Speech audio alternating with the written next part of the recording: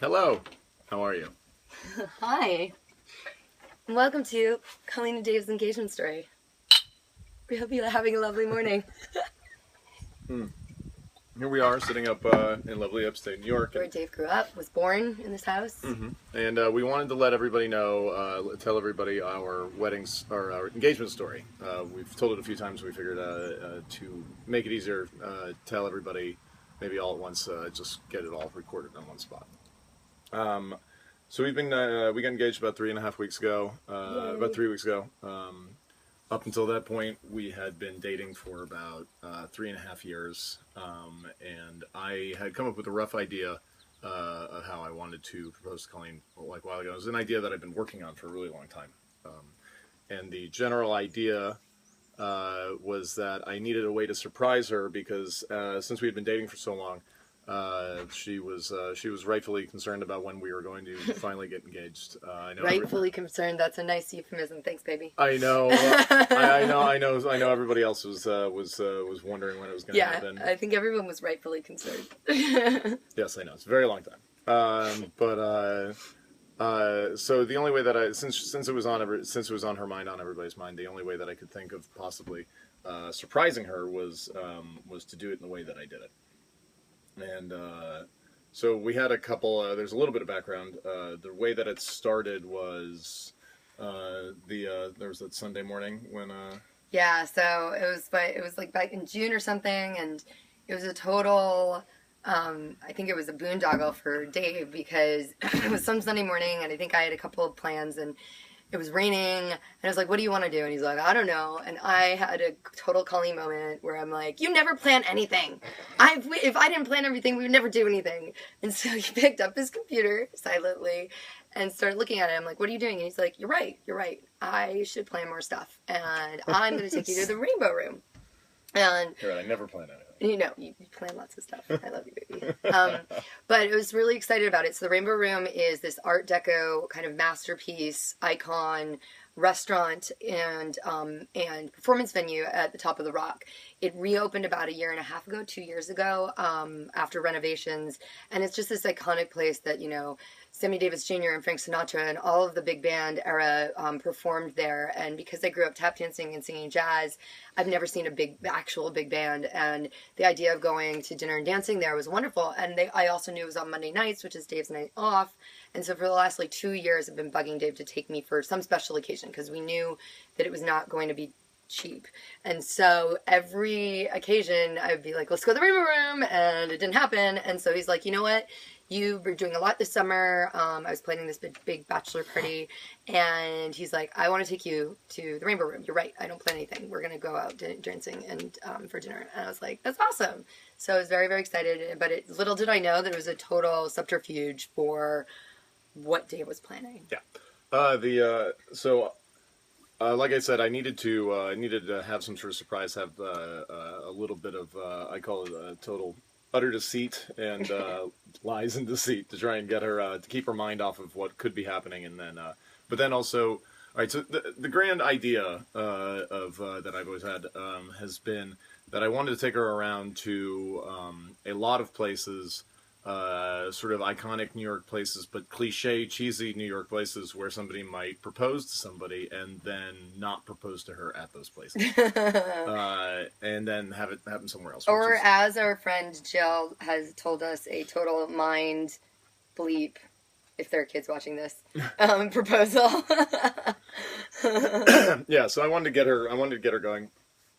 So we started off the night. She since she knew that she was going to the Rainbow Room, she went and got a blowout, and she was in a dress and looked very beautiful, and she got her makeup. I'm so done. proud that he knows what a blowout is. Well, I do knows now. the term now. All right.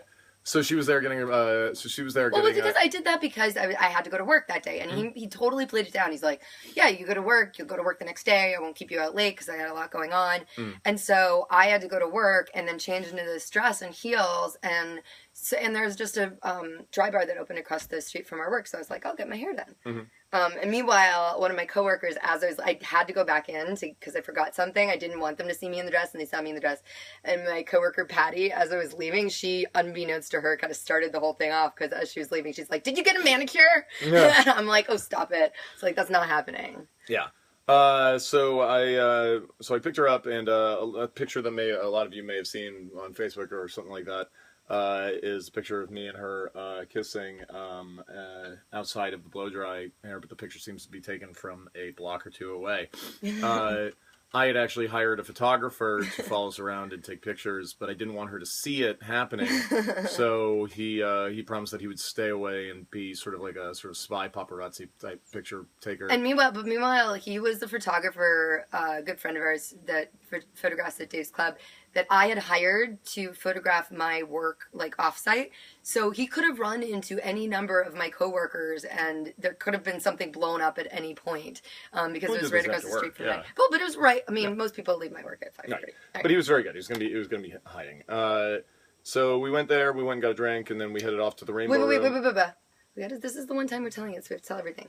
So the other thing that threw me off is that when he picked me up, he was like, "Oh, where do you want to go for a drink?" And I was surprised that he didn't have something planned. And so I started, of course, because I'm a girl and it had been a while. What did I say? Reasonably, I don't remember. Reasonably concerned? Concerned. I was like, oh, he doesn't have someplace planned for a drink. I guess this isn't really a big deal after all. So serendipitously, it was a Monday, so I was like, let's go to the Bryant Park terrace because we can see the people gathering for the movie and it shouldn't be too crowded like the douchey after work crowds. Yeah, it's kind of where I want to go anyway in that area. So it was just, we started off lovely with some champagne and just like, but it seemed very unplanned, which is nice. The whole point. Okay. And then from there we walked over to the Rainbow Room, and that day, actually, well, about like a week before, I had he also tried to make it out like he didn't know where it was because he's like, do we go up 6th Ave? Do we go up 5th Ave? And I was like, oh, I think 6 was because we're right here. so much acting. And on the way we're walking up there, he's texting the whole time. And I'm like, dude, it's your day off. Put it away. And he's like, I'm sorry. I'm just doing some more stuff. And I'm like, no, I won't stand for this. I'm sounding like I'm really mean. I'm really not this mean. So, so we're walking up 6th Avenue, and earlier that week I'd actually hired an actor to play a scene. Now I wanted to shortest acting gig of his life. Yeah, before we walked into the Rainbow Room, I wanted just to sort of get the idea into Colleen's head that a proposal might happen. A couple things had already happened that sort of that she mentioned that had already started the ball rolling. But one of the things I'd hired this actor to propose to his boyfriend in front of the fountain in front of Rockefeller Center. So just as we're walking by, like I just had like one text sort of spooled up, and I let the guy know that I was like a block away, and then he sort of started his sort of show as we were walking by the fountain. We were sort of looking at it, sort of taking our time because we had some time before our reservation. So I wandered purposefully, like around the area until this guy started singing. He's like, let's look at that fountain across the street. It's so pretty. We have a few minutes. And I was like, okay. Yep. And then this guy started singing, and I literally was like, oh my God, that guy's got a really good voice. And then he like kind of got down, and Dave's like, I think that he's proposing to him, but not in like that hokey way, in like a way that convinced me. And I kind of liked that it was like a gay proposal. It was a nice touch. Yeah, it was perfect. I mean, I just knew the idea of the proposal getting in your head would be good. And so the idea of it was that I wanted to be so short and sort of in passing that so after we saw that, and it was just like, oh, okay, I think he's proposing. We watched for like 2 seconds, and I was like, all right, let's go. And then we walk over to the Rainbow Room, go up there. On our way up to the Rainbow Room, we walk in behind the cutest old couple in the world. Like, the woman is jacked out in this, like, multi-layered, long ball gown, and with her hair slicked back in a tight bun. And then the man is, like, this old man that's got, like, kind of, like, trunked over shoulders and wearing a white, jacket. And Dave is, like, takes my hand, and he's like, I want to be like that when we're, like, that old. And, like, after I found out about the actor, I was like, dude, did you hire? They immediately like went to the dance floor. Yep. I'm like, did you hire them? And he's like, no, that was just perfect timing. Yeah. And then we watched. So we were at Rainbow Room. Don't worry about time. All right, fine. And then we were at the Rainbow Room. This might be a long one, so you can grab. It's a very long story. Grab a drink if you'd like to. Yeah, so we were, and then we were at the Rainbow Room, which I had kind of thought was going to be very cheesy, and that was sort of the reason that I thought it'd be perfect. I thought it was going to be like a little tacky, but it ended up being like amazing, just amazing. Amazing service, amazing food, amazing ambiance. The music was great. Max Weinberg was hosting the whole thing. Amazing. He's in this like ridiculous 16-piece orchestra. This ridiculous white jacket, doing these maracas, this whole thing, and they've got singers and this guy sounds just like Frank Sinatra. Amazing circle dance floor that we danced for 3 hours on. It was amazing. Oh my god! And then the reasons why it's called the Rainbow Room, which we got there a little bit after this, but instead of curtains, they have these long strands of crystals in the windows, and so when the light shines through it in the right way, the crystals shine rainbows all around the room, hence the name. And it has this rotating dance floor, which we didn't even realize till the end. We were dancing so much, and we just thought we were like being swept off our feet, that we were like just traveling across the floor. And then at the very end, when we left, right before, a lot of people had left at the point that we left, which is like a little after 10. No, we stayed for about 3 hours. We realized, Dave was like, wait, is the dance floor moving? And it's this rotating dance floor, so you can kind of feel like you're gliding all around the room. Yeah. Wonderful table. I was like, did you ask for a nice table? Food was great. It was everything I thought it would be. Dave hoped it would be a little bit cheesier so that I'd be a little bit more disappointed. Yeah, but it ended up being perfect. But now we have a place to go back to. Yeah, it was really, really great. And so, so we were there. We had food. We had dessert. We had a couple drinks. And then we go. Then we walk out. We leave. No, Dave goes, I have a couple of things that I want to do after this. Yeah. And he's like, I thought we would do some of the New York things that we always talk about, but we never do. And so I was like, okay, there are some of those, but we've actually crossed a lot of those off the list. Yeah. First of all. We couldn't go to the Statue of Liberty that night because I just want to do a couple. So this is where the plan sort of kicked into high gear as far as like sort of mind screwing, which is not a word, but screwing with the mind. So we get out of the Rainbow Room. We said walk up 6th Avenue towards our first stop. I had actually given the photographer a walking map with times of when we were going to be at all the different places, and he had like things sort of dotted out, and we were kept in very, very moderate like text contact because I didn't want Colleen to see me texting too much, and then.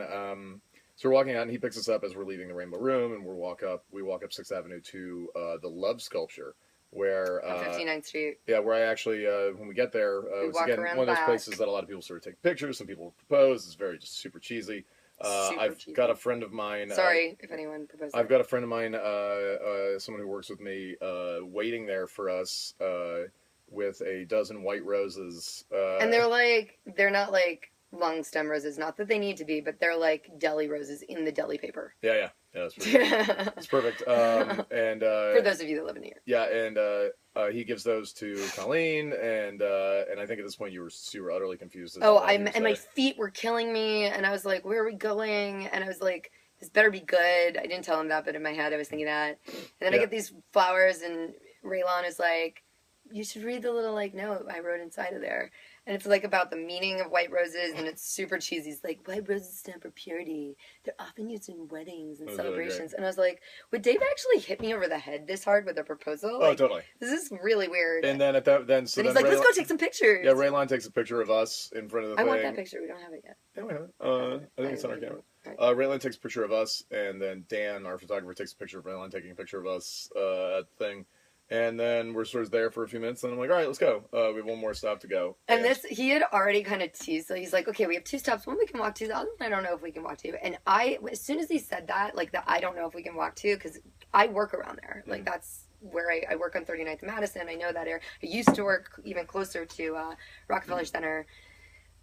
And I was there a lot when my friend Emily worked there. But so, like, I know that area like the back of my hand. And so when he's like, we might be able to walk there, I was like, please don't mean the Empire State Building in my head. That's exactly where we're And yeah, as soon as he was like, and then after we leave the Love Statue, and he's like, yeah, it's like 20 blocks. I don't think you can walk it. I was like, shh.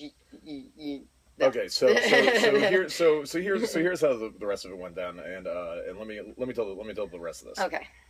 Okay, so we were going down. I could tell immediately that she was good, that she was super, or I guess not super annoyed, but slightly annoyed and sort of utterly confused as to what was going on.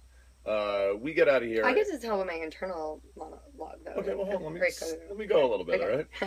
all right? So we get out of the car, and she immediately like knows where we're going at. I'm like, are we going to the Dwayne Reed? Ha ha ha. Yeah. And she had just been there like about a year ago with her family, and she had a terrible experience. Well, no, it wasn't that terrible, Mom and Dad, because I know you're going to watch this. I loved going with you, but I think that we all can say that waiting for about 2 hours to 3 hours to get up there and have it be really crowded and cold was not our best New York experience. And I love that you appreciated me for doing that for you, but let's call a spade a spade. Okay, because I can watch this. Yes. Okay. So we get in. So we get the thing. We get inside. She's immediately worried about the lines. I had got one of those like little express pass things that you could skip all the lines with. I start playing it up like this is like a like a real sort of baller thing to do. And we start. I'm like, dude, we got express pass. We can go up. We can do whatever we want. All of the people are looking at us. Yeah. And in my head, I'm like, yeah. Let's set the scene. Okay. I'm in a suit. She's in a dress. She's got a blowout. Her makeup's all done. She's carrying a dozen roses. And we're walking around the Empire State Building. I'm stumbling because my feet are killing me. Oh, her feet are killing her. She's just not very happy. Everybody's just seeing us and just assuming that they know what's going to happen. And every single like doorman is like, right this way. You should never have to wait. Never have to wait. And I'm like, oh shit. We go all go all the way up, skip through the whole little museum thing that is usually where people wait online. Go on up to the top and get up to the observation deck. At which point we're walking, we sort of get out and sort of walk right outside the door, like from the You Got Mail thing and or Sleepless in Seattle scene, like we could walk right out there and right into a bunch of like just fat Midwestern tourists just sitting around, just elbowing and just staring at us, and it's crowded, and it's the least romantic thing you could possibly imagine. It just was like, I think that. New Yorkers don't really like tourists. This is no offense against anyone that has dreamed to get engaged at the Empire State Building or has gotten engaged, but it's just not us. It's just not me. We don't need to be political about this. Well, anyways, in my head, the whole time I'm walking around and being like, oh my god, please don't tell me this is where he's going to do it. Oh my god, please don't tell me. So I'm like, maybe I should give some cues so he actually won't do it. And I was like, there's so many tourists. Oh my god, we're going to have to wait online so long. Oh, it's a museum. It's bright.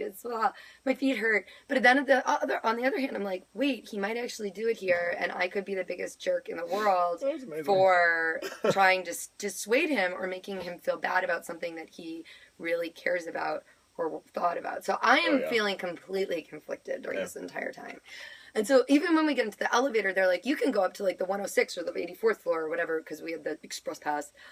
And at least the 106 is just like there's fewer people and it's inside, and so it's not as cold. And Dave was like, oh, definitely 84th. And like that was part of the whole like thing. Yeah, I've got this really at this point, we sort of walk over and I say, hey, let's walk over toward the east side. I want to try and see our house from up here. And I walk her over there and I take this amazing picture of her where it's just like this. She's just like, you can catch all this emotion on her face of just how she's trying to smile and just so conflicted. She's not sure what's happening, sort of unhappy. And at that point I sort of say, hey, let's and people are just staring at us, like just assuming that something's going to happen. I say, hey, hey, let's look off and try and find our house. It's like, there's our house. And it's just not even close to our house. And she's looking that way. And at that point, I sort of get on one knee. Behind me. I'm facing forward. You knew I was on my... I felt him... I didn't know he was on a knee. I knew he went down behind me.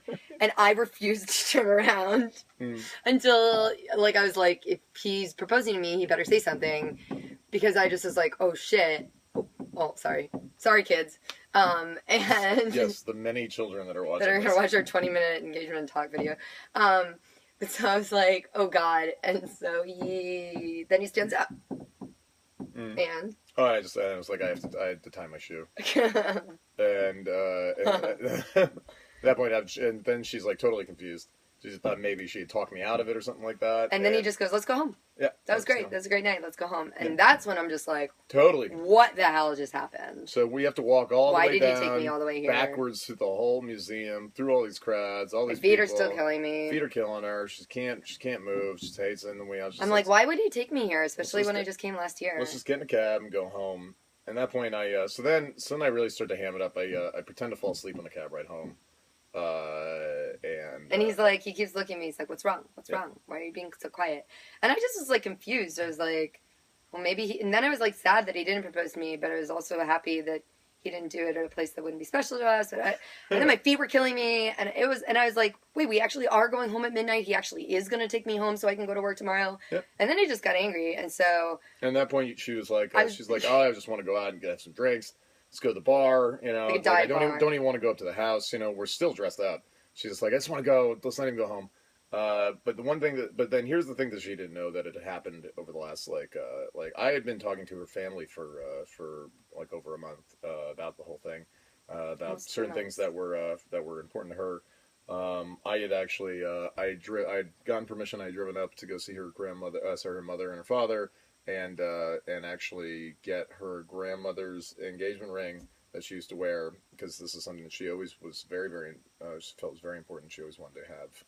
Because I was really close to my grandmother, and my grandparents were married for 56 years when she passed away, and I always admired how much they loved each other and the love that they had for each other and other people, and I wanted that to be part of my marriage. And then also that day, that Monday, my mother had come down from upstate New York from here, and had driven down and brought the diamond from my grandmother's engagement ring, and the idea was I wanted to use these two, combine them all into one sort of ring eventually, which is what we're doing right now, and make it into one big engagement ring. But I want to propose to her using these things, because for us, it's very much my grandmother's very important to me as well, and the combination of all the families together seemed something very important to both of us. So.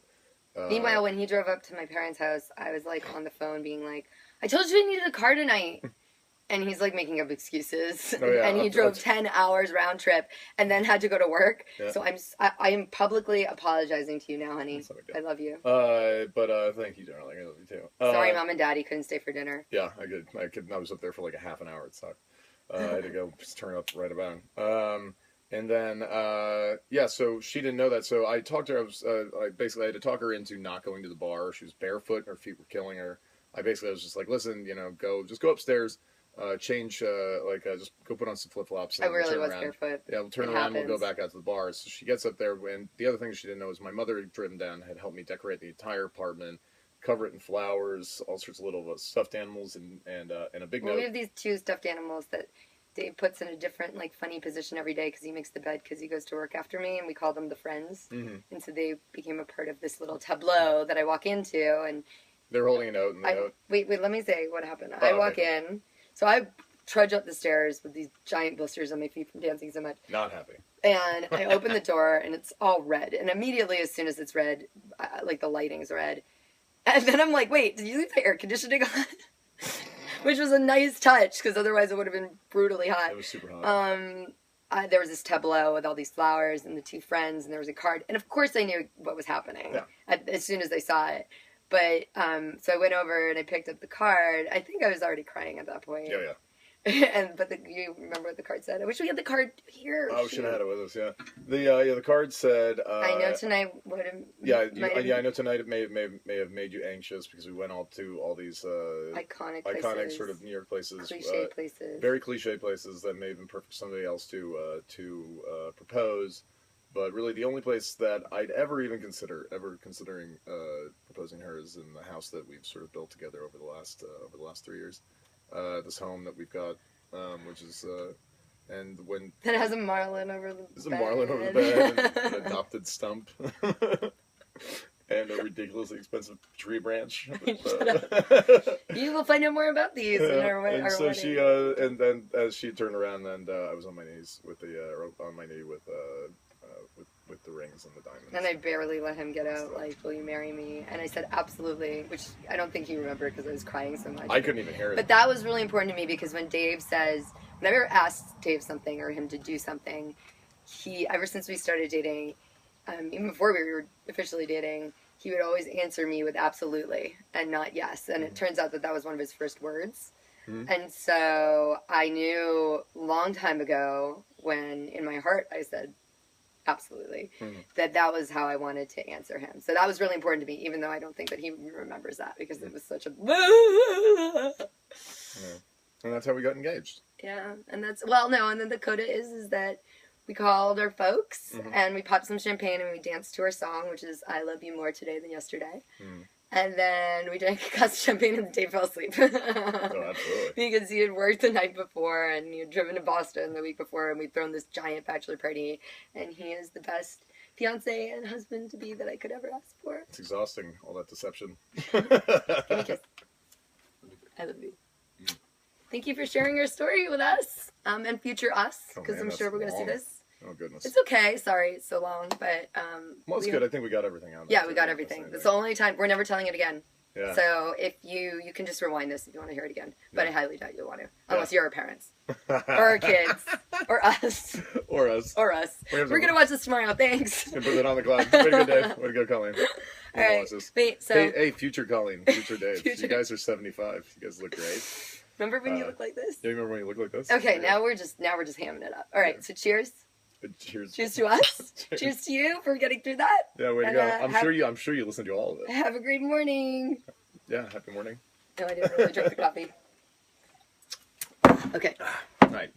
There you go.